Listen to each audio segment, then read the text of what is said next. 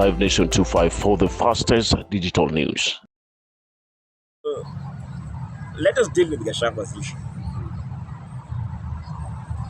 I think Gachagua's issue demonstrates how weak our democracy is. That the so-called democracy in our country is actually a dictatorship of the rich and the ruling class. There is no way a deputy president can be hounded off the office without popular support, but only because he has disagreed with his partner or his boss. I think this exposes the lie in the liberal democracy that it is the freedom of the majority of the Kenyan people to choose their leaders.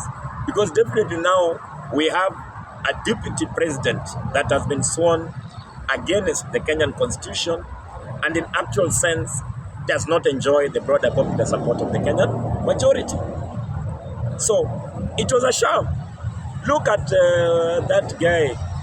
I was with him in the university in Tucson. I didn't know he's that dumb. He could not even refer to the documents that was given to him.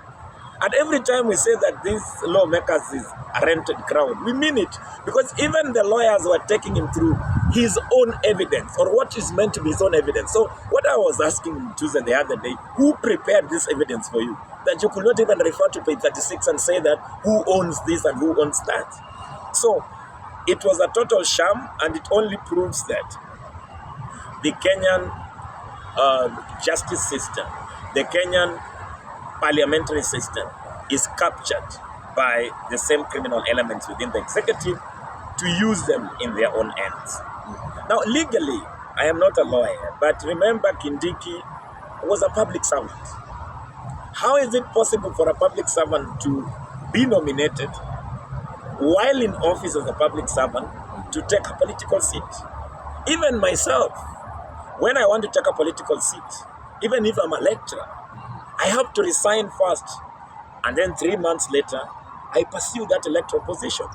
How is it possible that those glaring errors was ignored by the people who are swearing in Kindiki? Maybe some people will say I don't like Kindiki, but I mustn't like him. He's a killer. This guy, under his reign, he murdered several young people. 61 of our comrades were murdered in the street.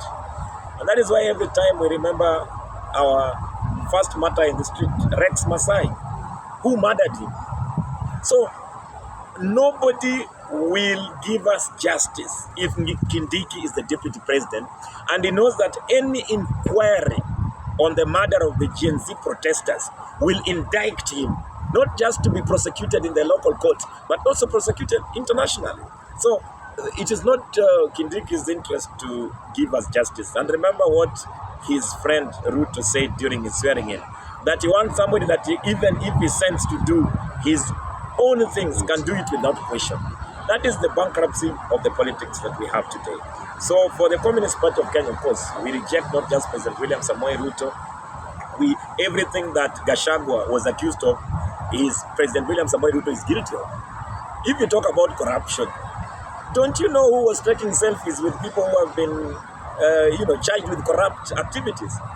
How many years was Walukwe, for example, committed to jail?